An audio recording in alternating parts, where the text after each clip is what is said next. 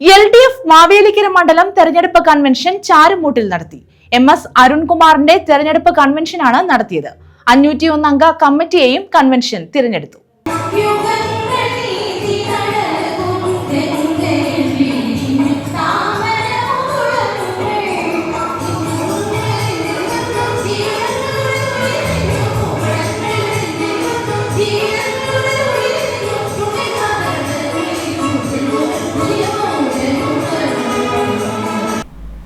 ഇടതുപക്ഷ ജനാധിപത്യ മുന്നണി മാവേലിക്കര നിയമസഭാ മണ്ഡലം തെരഞ്ഞെടുപ്പ് കൺവെൻഷൻ ചാരുമൂട് വിഭജിക ഓഡിറ്റോറിയത്തിൽ നടത്തി.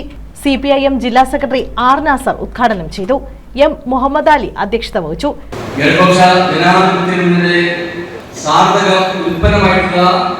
തുടർ വികസിത കേരളം എന്ന സങ്കല്പത്തിന്റെ അടിസ്ഥാനത്തിൽ കാഴ്ചപ്പാടിന്റെ അടിസ്ഥാനത്തിൽ കഴിഞ്ഞ 10 വർഷക്കാലം ഈ സംസ്ഥാനത്തിലുള്ള വികസന നേട്ടങ്ങൾ രാജ്യാന്തരത്തിൽ ചർച്ച ചെയ്യപ്പെട്ട എല്ലാ മേഖലയിലും വലിയ മുന്നേറ്റം നവകേരളം എന്ന സ്വപ്നം യാഥാർത്ഥ്യമാക്കുവാൻ ആ യാഥാർത്ഥ്യത്തിലേക്ക് നമുക്ക് അടക്കുവാൻ കഴിയും.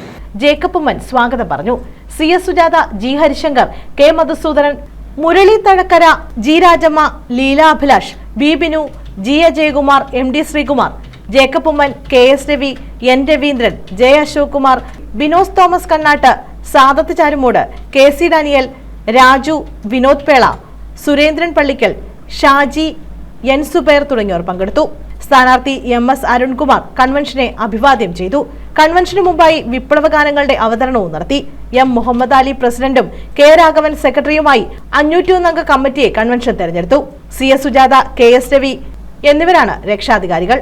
News bureau, Charummood.